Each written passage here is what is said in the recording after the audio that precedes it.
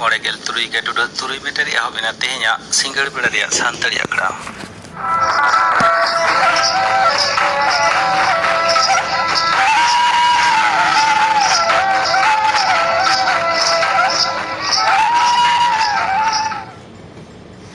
ᱛᱮᱦᱮᱧᱟᱜ ᱥᱤᱸᱜᱟᱹᱲ ᱵᱮᱲᱟ ᱨᱮᱭᱟᱜ ᱥᱟᱱᱛᱟᱲᱤ ᱟᱠᱷᱲᱟ ᱨᱮ ᱮᱛᱚᱦᱚᱵ ᱨᱮ ᱟᱸᱡᱚᱢ ᱛᱟᱵᱚᱱ ᱯᱮ ᱥᱚᱛᱤᱥ ᱨᱚᱭ ᱢᱩᱨᱢᱩᱣᱟᱜ ᱥᱟᱶᱛᱮᱱ ᱠᱚᱣᱟᱜ ᱥᱟᱯᱲᱟᱣ ᱛᱮᱱᱟᱜ ᱯᱚᱨᱚᱵᱽ ᱥᱮᱨᱮᱧ। ᱥᱮᱨᱮᱧ ᱨᱮᱫᱚ ᱪᱩᱲᱟᱢᱚণি ᱢᱩᱨᱢᱩ ᱟᱨ ᱞᱚᱠᱠᱷᱤᱢᱚণি ᱢᱩᱨᱢᱩ।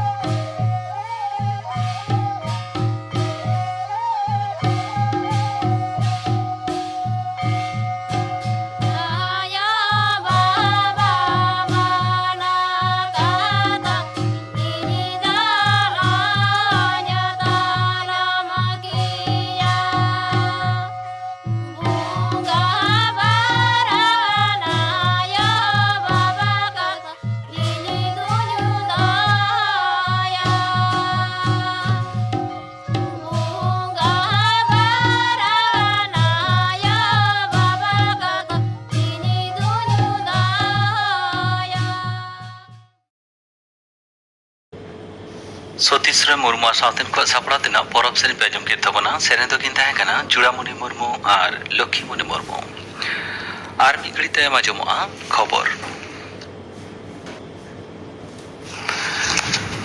आकाशवाणी कोलकाता खबर पढ़ादे सुकलाल हांसदा मारामती मानता नरेंद्र मोदी दो नेपाल दिसम रे नितकार बर्तमान सिरजियो आकान अभिगत निया गहिर भावना सदर कादा शांति थापन दिस उनी दो नेपाल रिन दिसो को गेला हाइजु लगी ते दे देला कावत कोआ नेपाल दिसम रे राजरी अभिगत दो तेनो रंगाव रे मेना ओना खतिते एयर इंडिया और इंडिगो दो काठमांडू दबी चला हिजु जतम लेकाना उडन गाड़ी को बंद आकादा स्पाइस जेट हो काठमांडू उडन चलाव को बंद आकादा सिरजियो आकान अवस्था रे भारत पाटा कोन विदेश मंत्रक दो भारत रिन संगरिया को तेहिं गपा नेपाल ते दानन आलो को चला मामेंते परामर्श को एमाकादा नेपाल दिसम रे मेना को भारतीय को जतम लेकाना संतर बजे दो सावते अड़ीते गे लगती बांग पड़ाव लेनखान बाहर आलो कोडक मेनते हो लेयाकाना एलेकारी शासन तरी बेगर हो नेपाल रे मेना भारतीय दूतावास रे परामर्श कथा को मानव बताव लगी लैतराकाना केंद्रीय मंत्री माडे दो बिहार झारखंड पश्चिम बांगला रे भागलपुर दुमका रामपुर हाट 100 kilometre rail line single line खन डबल लाइन रे बनोदर रे कमी रे हेसाय को एमाकादा ओना कमी लगी ते 2136 कोटी टाका खरच साबाकाना ते नवा दिल्ली रे मारामती मानता नरेंद्र मोदी पता सेते हुयन मंत्री माडेरा दुपुड़ रे ओना दो ठाड़ा गोटा काना भारत रे नवान सहद दिसम गमके दो हुयुक काना मानतान सीपी राधाकृष्णन होलाना हुयन सहद दिसम गमके हुंदरिया बाचनाव रे इंडिया गुट रे रशिया मानतान सीपी राधाकृष्णन दो 192 भोट ते इंडिया गुट रे रशिया मानतान बी सुदर्शन रेड्डी विरुद्ध रे जीत करेना मानतान सीपी राधाकृष्णन दो हुयुक काना नितकार वर्तमान महाराष्ट्र पनत गमके और मानतान बी सुदर्शन रेड्डी दो हुयुक काना सुप्रीम कोर्ट रे मारेन बिचारिया लोकसभा राज्यसभा रे एआईसाय इरलगेल मिद हर एमपी को मुद्रे एआईसाय तुरुइगेल एआई हर एमपी को सहद दिसकम के हुंदरिया बाचनाव रे भोट को एमाकादा ओना को मुद्रे एआईसाय मॉडेल बार गोटांग भोट दो बैध भोट लेकाते लेखायना मानतान सीपी राधाकृष्णन दो नामाकादा 500 मॉडेल बारिया भोट और इंडिया गुट रे रशिया मानतान बी सुदर्शन रेड्डी दो नामाकादा 500 गोटांग भोट तमिलनाडु पनत रिया त्रिपुरा रे जानामाकान मानतान चंद्रपुरम कन्यास्वामी राधाकृष्णन दो पठुआ जीवन रे राजरी सला एजो पड़ाव लेना आरएसएस और जनसंघ सला उनिया दो गहि सगै मेना ताया मानतान सीपी राधाकृष्णन दो बारधा एमपी लेका थ जीत कराकना महाराष्ट्र पनत बेगर मानतान सीपी राधाकृष्णन दो तेलंगाना झारखंड और पुदुचेरी पनत गमके लेकाते अंगीभारे सामड़ाव कादा लैतरागान आज सहद दिसम गमके मानतान जगदीप धनखड़ दो हड़मो बांग भागी ताय खातिर ते हालेगे सहद दिसम गमके हुंदरे पदत्याग कादा ओना तेगे सहद दिसम गमके हुंदरे नवा काते भोट दो आतांगेना मारामुती मानतान नरेंद्र मोदी दो हलानो पहिलो भोटे एमले ताहे मुख्यमंत्री माननीय ममता बनर्जी दो तेहेन जलपाईगुड़ी रिया एबीपीसी डहिरे उत्तर बंग रे इरल गोटा जिले लगी ते आयमा सावता हरी पंथा करे आउडो सगुना कादा सपड़ाव कड़ा खन गे उनी दो चाहा बागान रिन खटली को बद हासारिया पट्टा होय एम चला कावत को इन बेगर उनी दो आयमा लेकाना सरकारी पंथा करे सुविधा को न्यायामी को तिरे एम चला को नते पनत गमके मानतान सीबी आनंद बोस होते पानी टैंकी रे भारत नेपाल सीमा नाका एलेका रे नेले चलाव काना उनी दो एलेका रे हर को सला ए रपोड़ा काना उच्च माध्यमिक रिया तंगे सेमिस्टार बिनिड रे अक्तो दो बाढ़ा बांगाना मेंते उच्च माध्यमिक शिक्षा संसद पाटा खन बाड़ा हचो होयकाना महादेर ओते माइलो खन उच्च माध्यमिक रिया पहिलो सेमिस्टार बिनिड तो बाकाना एमसीक्यू थक रिया ओएमआर सीट वीडियो रे अक्तो एम होयकाना 1 घंटा 11 मिनिट उन कम अक्तो रे बिनिड एम बांग संभव मेंते तीन गान गजेट आर पठुआ को कॉल लिले ताहे पहिलो माहिलो के उच्च माध्यमिक शिक्षा संसद रिनी सभापति मानतान चिरंजीव भट्टाचार्य दो बिनिड आता केंद्र रे चलाव लेना उनी हो ओना असुविधा कथा को आजम का दिया तबे नेमुद्रे के बारिया बिनिड होया कान खातिर आदो अक्तो बढ़ाओ बांग गानो आमेंते संसद पाटा खन पुष्टौ सही लेयाकाना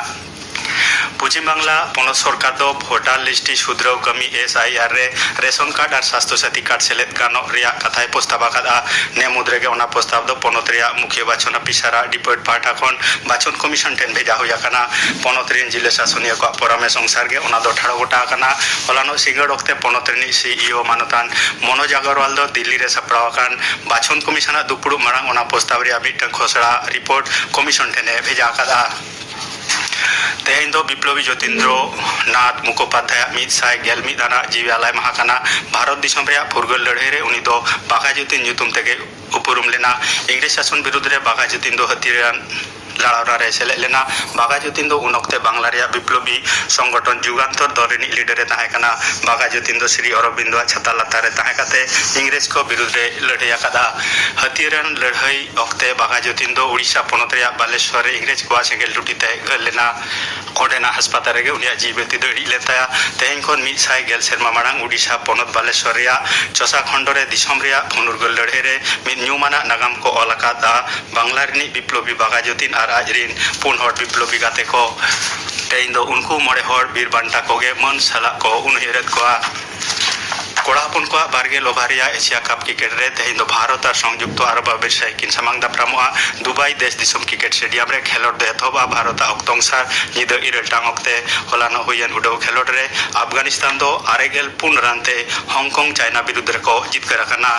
ᱛᱮᱦᱮᱧᱟᱜ ᱠᱷᱚᱵᱚᱨ ᱯᱟᱲᱦᱟᱣ ᱫᱚ ᱱᱚᱰᱮ ᱜᱮ ᱢᱩᱪᱟᱹᱫ ᱮᱱᱟ ᱟᱠᱷᱲᱟ ᱫᱚ ᱪᱚᱱᱚᱜ ᱠᱟᱱᱟ ᱟᱠᱟᱥᱵᱟণী ᱠᱳᱞᱠᱟᱛᱟ ᱨᱮᱭᱟᱜ ᱜীᱛᱟᱧᱡᱚᱞᱤ ᱩᱪᱷᱟᱹᱱ ᱛᱟᱞᱢᱟ ᱠᱷᱚᱱ ᱱᱤᱛ ᱟᱸᱡᱚᱢ ᱛᱟᱵᱚᱱ ᱯᱮ ᱞᱚᱠᱷᱤᱨᱟᱢ ᱢᱩᱨᱢᱩᱣᱟᱜ ᱞᱟᱜᱽᱲᱮ ᱥᱮᱨᱮᱧ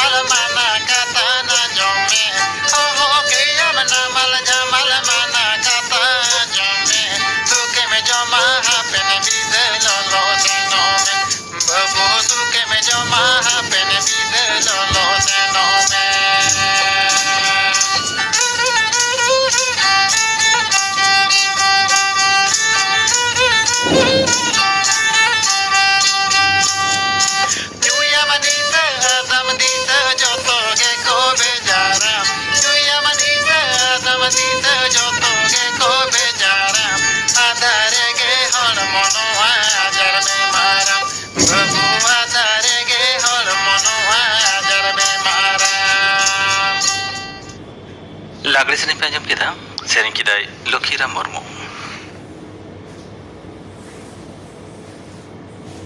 মাননীয় মুখ্যমন্ত্রী মমতা বন্দ্যোপাধ্যায়ের অনুপ্রেরণায় পশ্চিমবঙ্গ সরকার নিয়ে এসেছে আমাদের পাড়া আমাদের সমাধান কর্মসূচি যার জন্য বুথ প্রতি বরাদ্দ 10 লক্ষ টাকা এক মাসেরও কম সময়ে 1 কোটিরও বেশি মানুষের স্বতঃস্ফূর্ত অংশগ্রহণে সাফল্য অর্জন করেছে এই কর্মসূচি 10 লক্ষ টাকা পাবে প্রতি বুথ এবার মাননীয় মুখ্যমন্ত্রী মমতা বন্দ্যোপাধ্যায়ের অনুপ্রেরণায় পশ্চিমবঙ্গ সরকার নিয়ে এসেছে আমাদের পাড়া আমাদের সমাধান কর্মসূচি যার জন্য বুথ প্রতি বরাদ্দ 10 লক্ষ টাকা এক মাসেরও কম সময়ে 1 কোটিরও বেশি মানুষের স্বতঃস্ফূর্ত অংশগ্রহণে সাফল্য অর্জন করেছে এই কর্মসূচি মুশকিল আশা আমাদের পাড়া আমাদের সমাধান ᱱᱤᱛᱚᱜ ᱫᱚ ᱟᱸᱡᱚᱢ ᱛᱟᱵᱚᱱ ᱯᱮ ᱰᱤᱡᱤᱴᱟᱞ ᱤᱱᱰᱤᱭᱟ ᱢᱤᱥᱚᱱ ᱵᱟᱵᱚᱫ ᱛᱮ ᱛᱷᱩᱛᱤ ᱛᱟᱭ ᱜᱩᱨᱩᱯᱚᱫᱚ ᱥᱚᱨᱮᱱ ᱰᱤᱡᱤᱴᱟᱞ ᱤᱱᱰᱤᱭᱟ ᱢᱤᱥᱚᱱ ᱧᱮᱞ ᱧᱮᱞᱛᱮ ᱫᱤᱱ ᱯᱟᱨᱚᱢ ᱪᱟᱞᱟᱜ ᱠᱟᱱᱟ ᱥᱮᱨᱢᱟ ᱯᱟᱨᱚᱢ ᱪᱟᱞᱟᱜ ᱠᱟᱱᱟ ᱥᱟᱶᱛᱮ ᱡᱩᱜᱽ ᱵᱚᱫᱚᱞᱚᱜ ᱠᱟᱱᱟ ᱥᱟᱱᱟᱢ ᱠᱤᱪᱷᱩ ᱨᱮᱱᱟᱜ ᱜᱮ ᱵᱚᱫᱚᱞ ᱪᱟᱞᱟᱜ ᱠᱟᱱᱟ ᱱᱚᱣᱟ ᱵᱚᱫᱚᱞᱚᱜ ᱡᱩᱜᱽ ᱥᱟᱶᱛᱮ ᱫᱷᱟᱹᱨᱛᱤ ᱨᱮ ᱯᱟᱣᱲᱤ ᱢᱤᱞᱟᱹᱣ ᱠᱟᱛᱮ ᱥᱟᱱᱟᱢ ᱠᱚᱜᱮ ᱞᱟᱦᱟ ᱪᱟᱞᱟᱜ ᱦᱩᱭᱩᱜ ᱛᱟᱵᱚᱱᱟ। ᱱᱚᱣᱟ ᱫᱷᱟᱹᱨᱛᱤ ᱨᱮ ᱢᱮᱱᱟᱜ ᱫᱤᱥᱚᱢ ᱠᱚ ᱥᱟᱶ ᱛᱟᱞ ᱢᱤᱞᱟᱹᱣ ᱠᱟᱛᱮ ᱥᱮ ᱩᱱᱠᱩ ᱥᱟᱶᱛᱮ ᱥᱟᱱᱟᱢᱟᱜ ᱨᱮ ᱦᱮᱯᱨᱟᱣ ᱠᱟᱛᱮ ᱞᱟᱦᱟ ᱪᱟᱞᱟᱜ ᱦᱩᱭᱩᱜ ᱛᱟᱵᱚᱱᱟ। ᱱᱚᱣᱟ ᱠᱚ ᱩᱭᱦᱟᱹᱨ ᱠᱟᱛᱮ ᱜᱮ ᱟᱵᱚ ᱫᱤᱥᱚᱢ ᱨᱤᱱᱤᱡ ᱥᱤᱨᱟᱹ ᱢᱚᱱᱛᱨী ᱱᱚᱨᱮᱱᱫᱨᱚ ᱢᱳᱫᱤ জি 2015 ᱥᱟᱞ ᱨᱮᱭᱟᱜ 1 ᱡᱩᱞᱟᱭ ᱦᱤᱞᱳᱜ ᱰᱤᱡᱤᱴᱟᱞ ᱤন্ডিয়া মিশন চেতান ইলেকট্রনিক্স এ ᱥᱤ ᱥᱟᱹᱜᱩᱱ ᱠᱮᱜᱼᱟ। ᱠᱩᱠᱞᱤ ᱦᱤᱡᱩᱜᱼᱟ ᱰᱤᱡᱤᱴᱟᱞ ᱤন্ডিয়া মিশন ᱫᱚ ᱪᱮᱫ ᱠᱟᱱᱟ? ᱛᱮᱞᱟ ᱞᱮᱠᱟᱛᱮ ᱞᱟᱹᱭᱚᱜᱚᱜᱼᱟ উৎনয় অনলাইন তালাতে ভারত দিশম রেন নাগারিয়ে কো ইলেকট্রনিক্স পরিষেবা কো আঙ্গোজা ওনা খাতির ভারত সরকারা আয়ুরতে ডিজিটাল ইন্ডিয়া চালু লাগি প্রচার অভিযান সে পাসনাও কামি হরা ভেদ কথা দো হুয়ুক কানা ক্ষমতা রিয়া ক্ষমতা ডিজিটাল ইন্ডিয়া দো Bharat net make in India start up India stand up India Bharatmala Sagarmala Amrit Sagar Bharat mission শিল্প করিডোর আত্মনির্ভর এমান লেকান ভারত সরকারা এটা এটা মিশন হ ব্যবহার আর ছায়াকাদা নোয়া উদ্যোগ তালাতে আতু ওড়া এলাকা করে চেতান থক রেনা নেটওয়ার্ক সাও জোপড়াও রেয়া পরিকল্পনা মেনা নোয়া দো পেয়া মুডুদ উপাদান তে তৈয়ার আকানা মিদ দো নিরাপদ আর থিরলে ডিজিটাল কাঠামো উৎনয়ন বার দো ডিজিটাল তালাতে সরকারি পরিষেবা এমন আর পে দো আবো দিশম রেন সানাম নাগারিয়ে কো ডিজিটাল বারেতে সেচেদ কো ডিজিটাল ইন্ডিয়া রেনা উদ্যোগ ভারত সরকারা সত্তা ভারত ব্রডব্যান্ড লিমিটেড যাহা দো ভারত নেট প্রকল্পই সাপড়াওয়েদা ওনা দো হুয়ুক কানা ডিজিটাল ইন্ডিয়া নোয়া উদ্যোগ তালাতে ভারত ডিজিটাল লোকার ই সেচেদ ই হড়মো সাওহার ই সাইন ই শপিং সাওতে জাতীয় বৃত্তি পোর্টাল এমানা কয় দাঁড়িয়ে গাদা ডিজিটাল ইন্ডিয়া রিয়া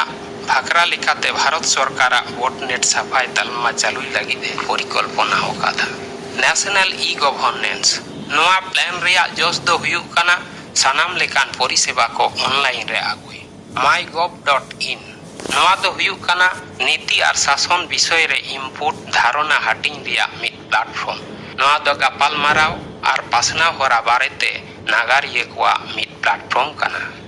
উমাং মেন্দো unified mobile application for new age governance নোয়া দো ভারত সরকারা মিড তামাম মিমিত সামটাও multi channel multi platform multi language multi service free আর মোবাইল অ্যাপ কানা যাহারে 1200 চেতান তালমা আর পরত সরকারা আইমা পরিষেবা কো এপেক্স গানোয়া Android iOS Windows USSD device রে ভারত রিয়া পার্সি Aadhaar DigiLocker Bharat bill payment system লেকান পরিষেবা কো নংকাগে পিএন ইপিএফও পিএমকেভিওয়াই এআইটিসিই এক্স সিবিএসই সেচেদ নুকরি বাণিজ্য ব্যবহার চাষাবাদ হড়মো সাহার সাঙ্গার rail ticket booking passport private company কো এহব কাতে এটা এটা পরিষেবা কো এমা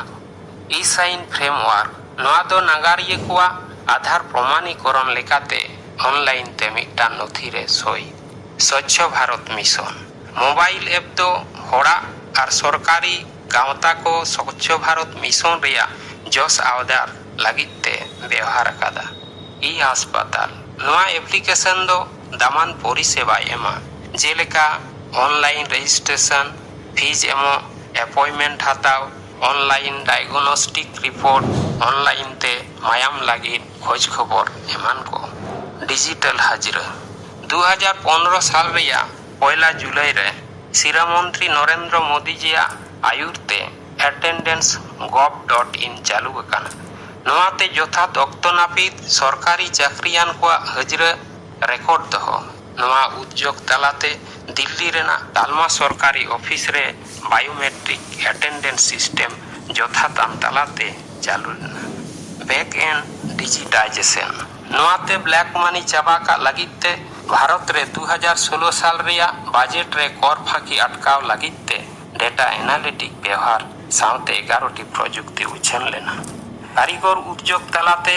ভারত দিশম রে 550টি চাষি বাজার কো জোড়া লাগি পরিকল্পনা হাতাও লেনা নাগারিয়ে কোয়া ডিজিটাল আইদারান সুবিধা নোয়াতে নাগারিয়ে কো আকোয়া দামান নথি মেন্দো PAN card passport marksheet driving licence Aadhaar card degree certificate এমান ko ডিজিটাল তালাতে সাঞ্চাও রে গড়ই এমা। বিপিও মেনদো বিজনেস প্রসেস আউটসোর্সিং তালমা সরকারাᱜ জুদে জুদে পনᱚᱛ রে বিপিও রিয়া 28,000টি সিট তেয়ারᱚᱜᱼᱟ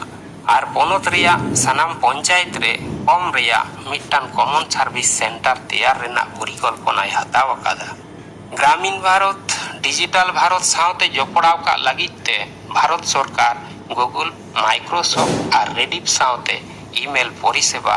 এমা হাকাত কো নাগারিয়ে কো টঠাওয়াড়ি পার্সিতে ইমেল ঠিকানা এম লাगिद ते বাধ্য আকাত কোয়া। Data exchange technology private limited দো data mail nyutum te jege re poilo bina gonong te পার্সি ইমেল ঠিকানা এম আকাত কোয়া যাহা দো উনিয়া ভারত দিসম রিয়া পার্সিতে ইংরেজিতে ইমেল আইডি তেয়ারᱚᱜᱼᱟ। সাথে পিয়া বিদেশি পার্সি মেনদো আরবি রাশিয়ান আর চীনা। অক্ত সাথে 22টি পার্সিতে ইমেল পরিষেবা ডেটা এক্সচেঞ্জ টেকনোলজিতে অফারᱚᱜᱼᱟ। India business promotion scheme business process outsourcing আর information technology enable service sector কো বাড়াও লাगिद ते উদ্যোগ বাখরাতে ডিজাইন আকানা যাহা রেনাᱜ বাজেট 493 কোটি কাউডি। ট্রেনিং বারেতে প্রধানমন্ত্রী দিশা তালাতে 2,351 কোটি 38 লাখ খরচ কাতে প্রধানমন্ত্রী গ্রামীণ ডিজিটাল সেচেত পাসনাও কো করাও লেয়া। পিএমজি দিশা দো হুয়ুᱜ কানা ডিজিটাল ইন্ডিয়া প্রোগ্রাম আওতা রেনাᱜ মিড উদ্যোগ যাহা দো শিরামন্ত্রী গ্রামীণ ডিজিটাল সেচেত পাসনাও রেয়া মুডুট জস দো তাহে কানা ভারত জাকাত আতু ওড়াᱜ এলাকা রেন 6 কোটি হড় কো ডিজিটাল লেকাতে সেচেত কো মিমিদ গোটাং বাখুল খন মিড হড় রেসিয়া কভার কাতে সাইরে আতু রেন বুগেল বাখুল ঠেন সেটেরো। ডিজিটাল ইন্ডিয়া রিয়া জস কো ডিজিটাল ইন্ডিয়া রিয়া ফেডাত জস কো দো হুইনা মিড সানাম গ্রাম পঞ্চায়েত রে চেতান থক রেনা ইন্টারনেট সার্ভার কা বার সানাম আতু ওড়াᱜ এলাকা করে কমন সার্ভিস সেন্টার সলহেতে এমাকো। পে ডিজিটাল ইন্ডিয়া দো এমন মিড লেকান উদ্যোগ কানা যাহা রেদো আসল ধারণা আর দিস হুদিস কো জুমিদ কা। পুন ডিজিটাল ইন্ডিয়া প্রোগ্রাম দো আইমা স্কিম চেতান নাওয়া গাতে মেদ লুতুর আকাদা যাহা দো মিদতে গান্থার কাতে এপ্লাই দাড়ে গানোয়া। ডিজিটাল ইন্ডিয়া মিশন রেয়া সুবিধা কো মিড ডিজিটাল ইন্ডিয়া আয়ুরতে ই গভর্নেন্স বারেতে ইলেকট্রনিক্স এম বাড়াও আকানা। বার 274,246 কিলোমিটার রেয়া মিড optical fibre network Bharat net programme আওতারে 1,15,000 চেতান গ্রাম পঞ্চায়েত কো জপড়াও আকানা। ভারত সরকারাᱜ ন্যাশনাল ই গভর্নেন্স প্রজেক্ট আওতারে মিড কমন সার্ভিস সেন্টার তেয়ার আকাদা যাহা দো তথ্য আর যোগাযোগ কারিগরি অ্যাক্সেস এ এমা। কম্পিউটার আর ইন্টারনেট ব্যবহার তালাতে সিএসসি কহ ই গভর্নেন্স সেচের হড়মসাওহার টেলিমেডিসিন এমান সরকারি বেসরকারি পরিষেবা মাল্টিমিডিয়ায় সার্ভারা। পুন সোলার লাইটিং মেনদো বেড়া তারাস মার্শাল LED assembly unit sanitary napkin তেয়ার ইউনিট সাথে ওয়াইফাই চৌপাল লেকান সাজাও সাপটাও কাতে বেড়ে রাখা। মোড়ে ইন্টারনেট ডেটা পরিষেবা সার্ভার লাगिद ते মিড মূল হাতিয়ার লেকাতে ব্যবহারᱚᱜᱼᱟ আর যাহারে ইন্টারনেট সাইরে 2 ভাগ সেটেরক কানা। ডিজিটাল ইন্ডিয়া মিশন রিয়া অর্সঙ্ক 2015 সাল রিয়া 1 জুলাই হিলো ভারত রিনি শিরামন্ত্রী নরেন্দ্র মোদিজি দিল্লি রে ডিজিটাল ইন্ডিয়া হাপ্তা উঠাও আখড়া রে ভারত আর বিদেশ রেন সিইও নোয়া উদ্যোগ লাगिद ते 2,24,09,000 কাউডি কো বিনিয়োগা যাহা দো স্মার্টফোন আর ইন্টারনেট তেয়ার রে ব্যবহারᱚᱜᱼᱟ। ওনাতে ভারত রে কামি ঠাও তেয়ার সাথে বিদেশ খন আগুই খরচ কমাও রিয়া কো সহায়তা। সিলিকন ভ্যালি সান জোন্স ক্যালিফোর্নিয়া রেন আগুয়ান কো 2015 সাল রিয়া সেপ্টেম্বর রে মোদিজিয়া সাংঘার অক্তে ডিজিটাল ইন্ডিয়া রে আকোয়া সাই কো এম লেয়া। ফেসবুক রেন CEO Mark Zuckerberg digital India রে সাই এম কাতে আয়া প্রোফাইল পিকচারে ᱵᱚᱫᱚᱞ ᱞᱮᱫᱟ᱾ ᱥᱟᱶᱛᱮ ᱯᱷᱮᱥᱵᱩᱠ ᱨᱮ ᱢᱤᱫ ᱪᱮᱱᱮ ᱮᱦᱚᱵ ᱞᱮᱫᱟ ᱟᱨ ᱳᱣᱟᱭᱯᱷᱟᱭ ᱦᱚᱴᱥᱯᱚᱴ ᱠᱚᱨᱮ ᱠᱟᱹᱢᱤ ᱞᱟᱹᱜᱤᱫ ᱠᱟᱛᱷᱟᱭ ᱮᱢ ᱞᱮᱫᱟ᱾ ᱢᱟᱭᱠᱨᱳᱥᱚᱯᱷᱴ ᱵᱷᱟᱨᱚᱛ ᱨᱮᱱᱟᱜ 5 ᱞᱟᱠᱷ ᱟᱛᱩ ᱨᱮ ᱵᱨᱚᱰᱵᱮন্ড ᱡᱚᱲᱟᱣ ᱞᱟᱹᱜᱤᱫ ᱛᱮ ᱟᱨ ᱰᱮᱴᱟ ᱥᱴᱳᱨ ᱛᱟᱞᱟᱛᱮ ᱟᱭᱢᱟ ᱠᱞᱟᱩᱰ ᱦᱟᱵ ᱞᱟᱹᱜᱤᱫ ᱮ ᱨᱮᱵᱮᱱ ᱟᱠᱟᱱᱟ। 2017 সালতে ভারত রে ইন্টারনেট রসিয়ে কো 500 মিলিয়ন খন হড় কো বাড়াও আকানা। আতু ওড়া এলাকা রে প্রায় 12,000 টি পোস্ট অফিস রিয়া চাঙ্গা কো ইলেকট্রনিক্স লেকাতে জপড়াও আকানা। মেক ইন ইন্ডিয়া উদ্যোগ তালাতে ভারত রিয়া ইলেকট্রনিক্স তিয়ার রে উতনেও আকাদা। ডিজিটাল ইন্ডিয়াওয়া পরিকল্পনা 2025 ভিতিরতে জিডিপি $1 ট্রিলিয়ন ধাবিজ বাড়াও দাঁড়িয়া। ডিজিটাল ইন্ডিয়া দো হড়মো সামহার আর সেচেদ খাত রে হয় উতনেও আকাদা। ডিজিটাল ইন্ডিয়া রেয়া চ্যালেঞ্জ কো দিনাম ইন্টারনেট গতি সাথে ওয়াইফাই হটস্পট এটা উতনেও দিসম খন বই গিয়া। ডিজিটাল প্রযুক্তি লাগিত তে পারুখিয়া হড় না আনাট ñeলok কানা। ডিজিটাল ব্যবহার কোয়া সেচেদ রেনা অভাব। ডিজিটাল বারেতে বাড়াও কান বাড়িক কামি রে পরীক্ষা নিরীক্ষণ বারেতে 1 মিলিয়ন সাইবার নিরাপত্তা এক্সপার্ট কো সন্ধান। আইমা লেকান হুডিং আর তারমা শিল্প কো নোয়া শোষণ প্রযুক্তি সাথে খাপ খাওয়াওতে আইমা লড়াই হুয়ুগা। এনতে রহ মুচাদ রে নোয়া গে লই হুয়ুগ কানা ভারত সরকারা নোয়া দামান কুকমু সাগুন লাগিত তে Sanam কোগে digital India আরহ লাফাং Sen Marang ইদি রিয়া বো কিরিয়ে হাতাওমা। आजम किदा बनाबे डिजिटल इंडिया मिशन बाबते थुती किदाय गुरुपद सरनेम नितो गापाना आकड़ा कामी हराñ आजम आपेगे गापा सानताड़ी आकड़ा रे आजमोआ चुड़ामणि मुर्मु सावतेन को सेरेñ सुरुचिनी हांसदा आ सावतेन को सेरेñ आर आजमोआ समाज रिया हांडी पौर व्यवहार आर नितोगा हबिगत बाबते सुरतन मांडी साव कुकली दो सीताराम बास्के गापाना आकड़ा कामी हरा पे आजम किदा तेहिना आकड़ा मुचेद मारां आजम तबन पे सीतारानी हांसदा सावतेन को हेड़हेड सेरेñ रे दो सीतारानी हांसदा और सुमित्रा मांडी।